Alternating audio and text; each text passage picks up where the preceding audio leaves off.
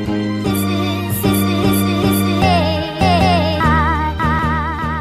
friends, welcome back. Thanks again for joining us for another Random Thought Thursday.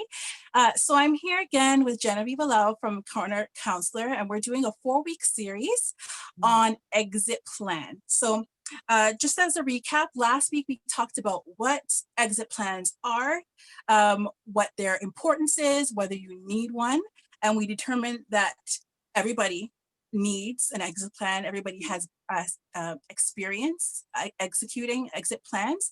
So this week we wanted to get a little bit deeper into that and talk more about how do you determine where you want to be once you determine that here isn't it. And we're going to get into how you realize that here isn't it and where do you go from there.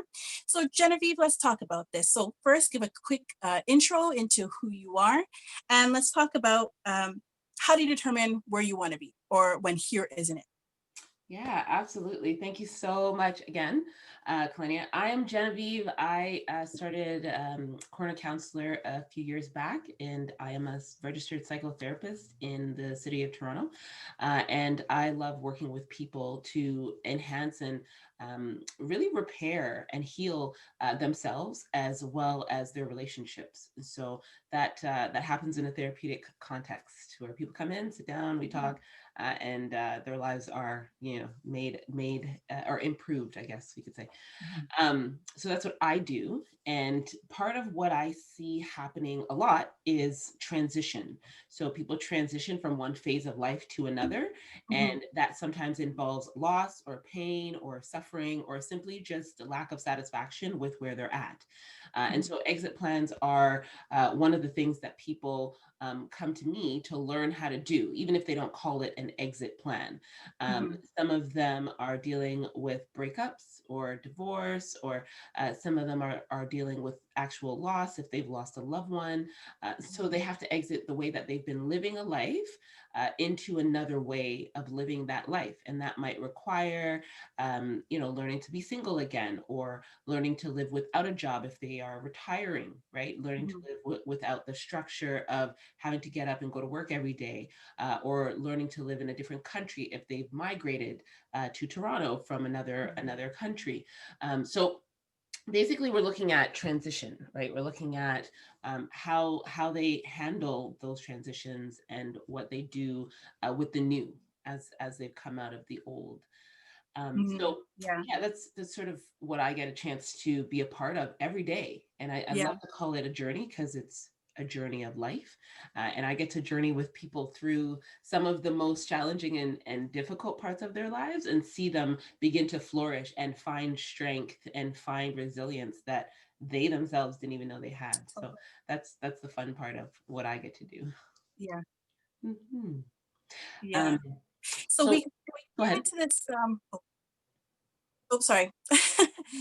So I was just about to say is that, we came into this topic of exit plans because we started talking towards the end of last year. Everybody's in this mindset, right? About, new year, and especially after 2020, not a lot. I mean, some great things happened for some people, but not a lot of people want a repeat of what happened last year.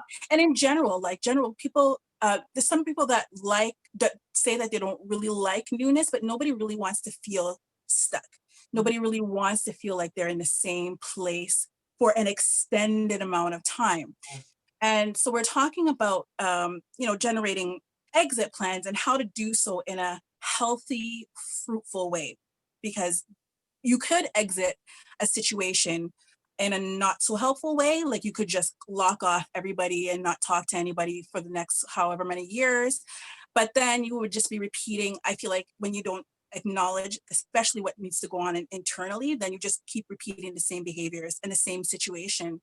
Um, the same situation repeats itself. So really you didn't exit anything. You just Exactly. moved from one Yeah. location to the other. And movement, we have to realize, is actually not necessarily progress. We could just be moving, right? We could Yeah. be moving on the spot. And so Mhm. when we look at change or transition or progress, we want to be moving in a particular direction. Yeah. And exit plans help us to do that, right? And Mhm. I love what you said there, just being able to take a natural transition, like the beginning or the end of a year, or your birthday, or change of season. Like taking a natural transition and using it to your advantage is super Mhm. helpful as well. And taking stock of where you are, what you've been doing that has been unhelpful or unsatisfying or what have you, and then deciding, okay, so what is it that is here that I really, really appreciate, that I really, really am content with? And then what are the things that are not here? What are the things that I would really like to be here, but are Mhm. missing from here? And what are the ways in which I've been living that have continuously allowed for me to be missing those things? Mhm. And so maybe an example might be, I'm in a job or I'm doing something in my life that I don't really like, but there are components that I do like. So I'm in a job that provides me with some measure of security. I get a Mhm. paycheck every few weeks. Mhm. And so I can pay my bills and I can keep a roof over my head, put food on the table for myself and my family. So I really appreciate those aspects of having the job, but I don't like what I'm Mhm. doing. So there's some Yes. components, some pieces that I do like, right? The security and the consistency of the paycheck and so on, and the ability to provide. But I don't like what I'm actually doing. So what I'm doing, the tasks that I'm doing are unfulfilling, or they're draining, or they just don't, they're not, I'm not passionate about them. And so Or I maybe go the about. environment itself is not the best. Exactly, exactly. And Mhm. so how do we then create something for ourselves that allow for us to have all of the components of what we want and like in our jobs or what we're doing? How do we pull in the, okay, I need a better environment to work in, but I still want to have, money in my bank account and food on my Yeah. table? Mhm. Um, Mhm. Mhm. how do we do something or move into doing something that we really like and that really fuels us or that we're passionate about, but still maintain, the food on the table part, or what have you. And so taking stock of where we're at and really identifying what it is that we do like and what we don't like, Yeah. about where we're at is part of that process. And I'm thinking also, another important part is for you to determine where your bottom is. So like, what Mm, is it that you're, what would be like the worst? Like I'm just not dealing with this situation anymore. Even if especially going with that analogy of being in a work space where, it provides you with the things that you do want, financial security, it provides you with benefits, paid vacation, whatever the case may be. So you get to travel for or take a break paid. You don't have to worry about that, but the environment might be a little bit toxic, but you deal with it because the pay is good. And you have children or even have yourself and you have responsibilities that you need to take. So you deal with it. I mean, okay, maybe the environment's not that fantastic. I mean, the environment's okay, but it's not fueling you anymore. Like you get up in the morning, like, if I could blink and have it be 4 p.m. yeah. Um, yeah, so it's like it's not tapping into what excites you, but you deal with it. So I feel like we deal with a lot of stuff in our life because we determine that the benefits outweigh the negatives of the situation. Mm, So what would be the point at which the balance would be tipped in the other way? Like maybe determining for yourself when it would be too much. Like it's really not worth it. At this point, it's not worth it. A change needs to be made. Otherwise, yeah. why bother leave? Otherwise, why bother create an exit plan if you don't feel like it's a situation that you need to exit from? Absolutely. And I think that the important part there is why, the why. Like, why Yeah, are you creating or considering an exit plan? yeah, It's likely because you're in a situation that you don't really like. Like, there's yeah, something there that yeah. you're saying to yourself, yeah, no, something needs to give, something needs to change. And, I mentioned it last week. Denial is a really powerful thing. And sometimes we just keep telling ourselves it's okay. We make excuses. It's the money's worth it, and so on. But if it keeps coming up, that's an indication that we're trying to tell ourselves something, right? Yeah. We feel a certain way. Like our Yeah. emotions are pretty good tellers of the truth. Yeah. And if we keep feeling something, we Yeah. got to pay attention, right? Our Absolutely. feelings are telling us, like, hey, something's going on here that Yeah. we need to pay attention to. So Yeah. yeah, that it's a great point to say, if we're considering an exit plan, it's likely that something is going on that we want Yeah. to That we don't change. want to be there. Yeah, yeah. Yeah. And, I've always said in the past that like fear and pain are essential. They're really supposed to be really good indicators that something is askew. Yeah, It's not supposed to be somewhere where you pitch your tent and you live there forever. You're not supposed to live there. So if pain or fear indicates that something is askew, then you deal with it and you move on. But it's not supposed to be a place where you live. So if I think if something keeps coming up, you're like, man, if I could just that even that minute question that might come up every now and again, man, if I could just maybe take some time and think about that. And we were talking before, like affording yourself the space, affording yourself the space to get into that, to dream, to think, to ask yourself, why do I keep, but we don't do that. I don't know if it's a situation where we don't feel like we have the time to daydream, or we don't have the time to dream at all. We don't have, like, I have bills to pay. I don't have time to dream about I don't know, starting up a hair cream business. Sure, in a perfect world, and all of this rhetoric that we put around putting up barriers between what we want and what we have, what we actually want out of life, and what we have, and whatever, I don't, out of fear or whatever the reason might be. But it's just creating barriers. And absolutely. why is that worth our time and not actually figuring it out where we want to be? Yeah. And creating barriers concept, that theme, right? Like that limitation mentality. Like I don't have the time versus I'm not taking the time. Those are two really different spaces to be in. And if we're not taking the time, or if we recognize that the time is actually there, if something is sort of stirring on the inside of us or brewing on the inside of us, there is time to do it. Right? There is space to do it. Our subconscious is really great at telling us what we can and cannot do. So we cognitively, we start thinking about all the ways in which we are limited, all of the barriers, all of the obstacles, all of the ways in which it could fail, all of our fears, all of our insecurities, all of our everything that could stop this thing versus, hey, how can we make it possible? What are all the ways in which we can make it happen? Where can I carve out the time and space? And so it may not be a matter of time, but capacity, right? Do we Yeah. have the Yes. ability to imagine, to think, to dream?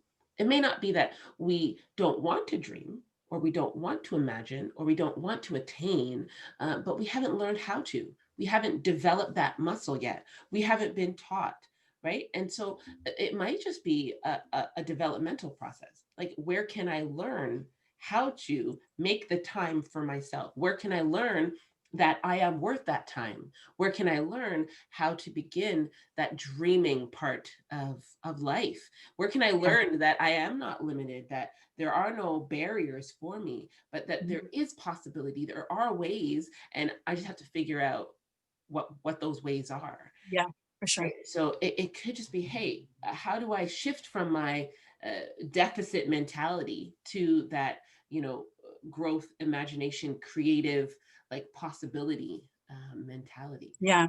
Mhm. And it could just be like, obviously, like speaking to a therapist or a counselor Yeah. to deal with the barriers that you set up around yourself. Mhm. Um, Even just sitting down with your own thoughts and just letting them be. I realize that that's really difficult because a lot of people are afraid of their own thoughts Mhm. and afraid of where their thoughts might take them, whether it might go to a dark place or whether it might remind them of stuff that actually makes them brings them alive. And then now they could clearly see that that is not what is, and they don't really want to deal with that right now. Um, there's so many reasons, but therapy and counseling is really good. Sitting down with your own thoughts is really good. But now when you get to that spot where, okay, I'm at a spot now where I'm ready to actually dig into me and figure out Mm, where I want to be. mhm. How do I do that? I mean, from a very simple example could be, I've been wanting to remake my bedroom for about 50 years now. I'm not 50 years old, but it's been around that long.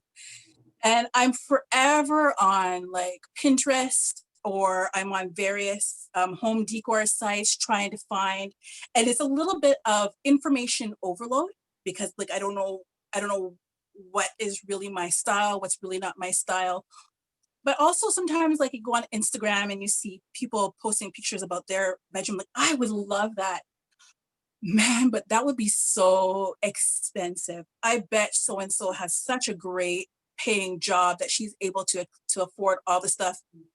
I don't have that kind of money now, so I'm just going to stay with what I have. And it's more, and I feel like that sort of mentality is so applicable over different areas where you see, you meet in in what's the word I want? You in a situation where there's a potential for you to receive inspiration from there, but then we get stuck in a place of comparison, Yeah. or um or comparison or envy or covetousness or whatever the case may be. And every situation has a potential for you to learn from it. It's just what you do with the resource. So the resource presents you with the information. It's up to you now how to deal with it. Yeah. So you can either be jealous, or you could ask questions, or you can see and allow the creativity to be birthed within you. Absolutely. Yeah. Yeah. Yeah.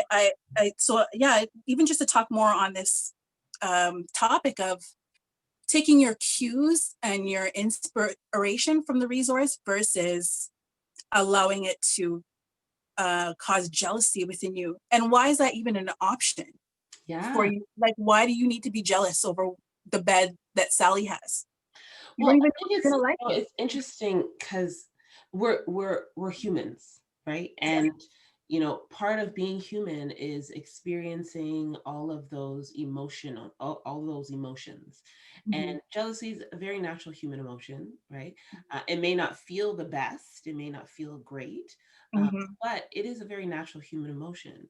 Um, I think what's important is to recognize that our emotions are there to provide us with information, right? So if we are becoming jealous about something that we've seen versus becoming inspired and motivated to change something that we aren't satisfied with within ourselves, then we Mhm. have to look at ourselves, right? Mhm. So what is the jealousy telling us? What does the jealousy mean, right? Mhm. Versus what we prefer, which might Mhm. be, hey, I look at that Sally with her room or what have you, and I love Mhm. to be inspired. I love to be able to, you know, do what she did on a dime. Maybe she spent Mhm. thousands of dollars and you want to spend $50. And, Mhm. some of us might go on Kijiji and look for some secondhand items.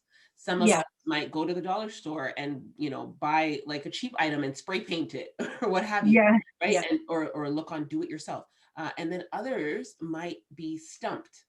Well, I don't have that, so I don't have the money to do it the way she did it, and so I can't do it anyway.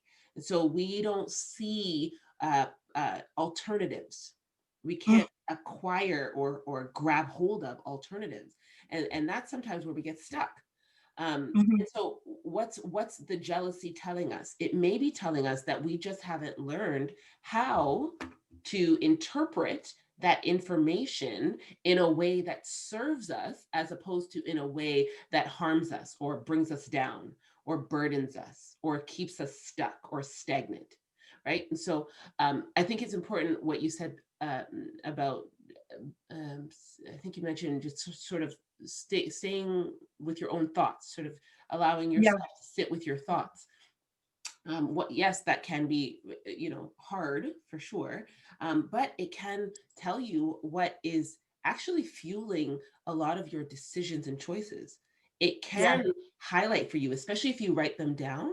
It can Yeah. highlight for you what the underlying current is in your life, Yeah. what your underlying belief systems are. Like, always thinking the worst, or, feeling guilty for being successful, or, feeling Mm. like you need to dumb down, or dim down your light because others expect certain things. That's a big one. Right. Yeah. And but those thoughts that you sit with will tell Yeah. you what your underlying belief system is, what your overall worldview is, right? What's the Mhm. schema? What's the lens? I don't have a pair of glasses here, but the lens that you're looking through yourself Yeah. with. And so you Yeah. sit with your thoughts and you think, oh man, I can't do that. I just, it's not going to work out for me. There, this person's going to be angry, or this person's better than me, or this person does it better than, like, you start to look at the thoughts and you think, well, are those thoughts true? Are they true thoughts? Are you telling yourself the truth? Right? Or is it just that, hey, I just want to do something great, or I want to do something fun? Yes. Right? But Yeah. the sitting with the thoughts can help Yeah. you identify some of those sort of what do you call them? Those, I like to call them the little hijackers, the things that Yeah. hijack our progress. Yeah. And we Yeah. don't Yeah, for notice sure. them because we allow them to function and operate in the backdrop, or the background of our lives, Yeah. without paying attention to them. We avoid them. No, I don't want to think that. No, I want to keep myself distracted. Listen to music, listen to a podcast, listen to this, get on my phone, do this. I'm distracted all the time. Yeah. And I Yeah. don't take the time to pay attention to what's actually fueling my decisions. Sorry, that was the timer. It's okay. I Are we apologize. out of time? Are we out of time? That's That went by so quickly. okay. I know. I I I don't even understand how that is, because I swear there was like 4 more minutes. Anyhow, we'll keep going, and I'll just edit it as necessary. Okay.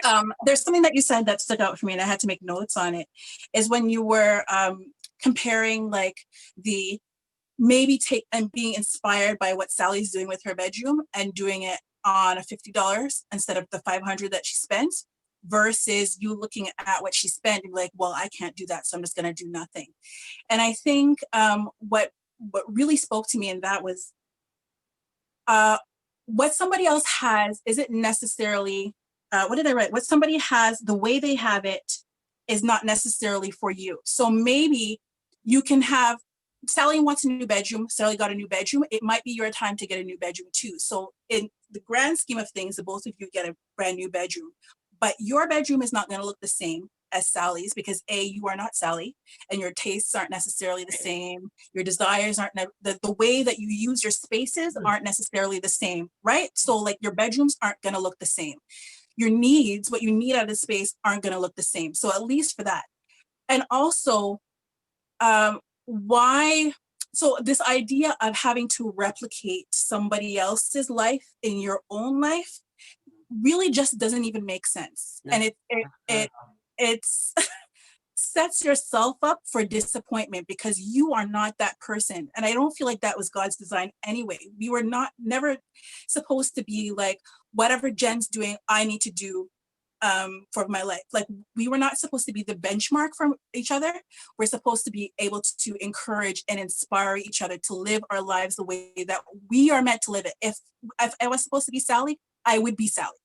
So having my space look exactly like hers doesn't make sense. And how I do it also um, is irrelevant. It's not so much that it's doesn't make sense, but how I execute, how much money I spend, the sources that I use, it really is irrelevant to the grand scheme of things. She might be shopping at Yorkdale for all her stuff, and I might go to Dixie Mall. So for all those people who don't live in Toronto, Dixie Mall is like the discount mall, right? So I could be shopping at in the discount shop for all my stuff, but at the end of the day, don't I have a bedroom? Don't I have a bed to sleep in? Doesn't my space reflect me? That should be the goal at the end. So the issue is not to look at everybody else's situation and be like, well, my life doesn't look like that, so woe is me. I'm just gonna what's the Charlie Brown song? Nobody likes me, everybody hates me. I'm just gonna go eat worms. My life doesn't have to look like everybody else's. It's not supposed to, and it's really a waste of energy. It's a waste of emotion and time to try and replicate your life, replicate somebody else's life in your own. It's not supposed to be like that. but I can see what Jen is doing in her life. I can see what Sally did with her bedroom and be like, what does that look like when it comes through this conduit? Mm-hmm. Right? So if I see what Sally did, she transitioned from her bedroom, from a little girl's bedroom to a grown woman bedroom, and it looks fantastic for Sally. Now when I need to do that, I can ask Sally what she did. I can talk to Sally about maybe the sources that she used or the plans that she used or how she budget. I can definitely do that. But now taking that information and processing it through this filter, what does that look like? And I feel like that's what's missing for a lot. I especially we're in the time of social media, and people Yeah. post the final situation on it. That people look at that and they say, that's not how my life looks. So I'm just going to go eat worse because my life doesn't look like that. And I don't even know how to make it look like that, or I don't have the resources to look like that. So I'm just going to not do anything. And woe is me. And no. Wow. And that's rough. That's really rough to Yeah.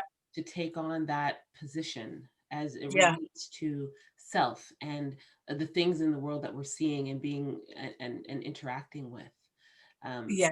It's really a fine line, the way that we interpret or the way that we internalize what we do come into contact with. We Yeah. can we can internalize it as a motivator, and then we can internalize it as well as something that reinforces that we are not good enough or that we can't do it. And so it's really about how we decide or how we choose to perceive the thing and respond to it. And so not the thing itself, right? But how do I Yes. see it? How Yeah. do I respond to it? How then Yeah. do I motivate myself to do something about it?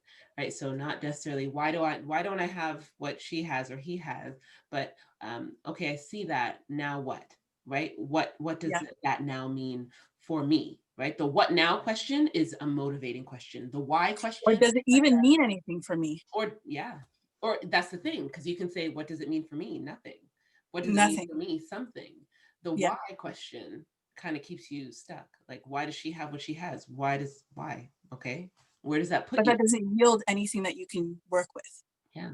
Yeah. And so, Yeah. That's what I really like. And so, we really wanted to get into that today about talking about where do you go when here isn't it? But I think, where you really need to start is um, how do you know that here is not it? So I think we really got into that, and it's like talking about determining, really taking the time and creating the space for yourself to process where you are, and how you know that this is a space that you need to spend more time in, or no, it's time for me to transition to the next place. mhm, um, and then the way that you determine that where you want to go is, again, just more maybe journaling. Really, that helps a lot. But journaling, or maybe yeah, speaking with a therapist or speaking with another trusted source, where you can really start to process what's within you already, and how do you process incoming information. yeah. um, I think that's a because great then that will highlight there, determine where you go. the journaling part. Like, it's Mhm. you can do it by yourself. All you need Yeah. is a journal, right? I have like 10,000 journals, right? One for different areas and aspects of my life. Um, there you go. Get yourself a journal, because you can write things out there. Ain't nobody else got to see it. Nobody else needs, right? Nobody to judge you. By yourself. You can do it in the bathroom. You can do it in the bedroom. You can do it wherever. Yeah. And it's free. Well, maybe it costs Yes. whatever the journal costs, Yes. that's a great starting point that everybody can access. Yeah. And before we end it, I really also want to say that uh, I think that sometimes people don't want to journal, because they say, well, I don't like to write. I mean, I don't like to write either, but you can video journal. Um, it's not even so much about that, but I think it's people just don't want to be confronted with what's inside of them. Yeah. But the truth of the matter is, whether you acknowledge it or not, it will manifest itself in your life Mm-hmm. at some way, in some other way. So you can pretend to not acknowledge what's going on inside of you, but it will show up in some other way in your life. It's really just in your best interest for you to at least be aware of what's going on in and around you. Awareness, ignorance is not bliss. It It's can be. temporary It can bliss. be. It can be. It's temporary bliss. I would say it's temporary bliss. Definitely. But for the I think for the grand scheme, it doesn't really serve you. In the long run, no. It doesn't really serve you. No. It can be functional for a time. And I love to Yes, say yes. that denial is a gift until it's not anymore. Yeah. We have it for a reason. And I think one of the things we have to realize as humans is that we have what we have for a purpose. Like whatever it is that we have the ability to do or not do, like it's for a reason, right? We have, I call it the gift of denial. But we have that. If we don't have the capacity or the room or the space or the development or the maturity to deal with the stuff that's thrown at us, then denial can be really powerful for helping us to continue to live until we develop those skills, or we develop the resources, or we connect with a community that can help us deal with what's going on in our lives. Right. But in the long run, you're right. If we keep using that same method to deal with the things that come up, our challenges and difficulties and pain in life, eventually it'll turn against us, right? Yeah. We'll move Yeah. from a place where it's benefiting us to a place where it's harming us. And we have to be able to look at what it is that provides us with the opportunity to turn that thing into a thing that keeps producing for us, right? And that is the awareness piece. That's the moving from the denial to the place of awareness. Right? Yes. Yes. Yes. Yeah. Yes. And that's the hard part. It's really difficult, right? And so of what you're doing is that foundational stuff, the underground, the root stuff, the stuff that people Yes. don't see, that's about 80% of the work. And Absolutely. you're worth it. You're worth the time it takes to do it. Absolutely. I mean, there's always the adage, you can't pour from an empty cup. But we do it all the time. And somehow, or we pour in just enough to pour out, but we never there's none left over for ourselves. Yeah. But I mean, that only lasts for a certain time until we get burnout or we have a breakdown or whatever the case may be. But usually it comes to a head at some point. Yeah. So really, you don't have the time to not take the time for yourself.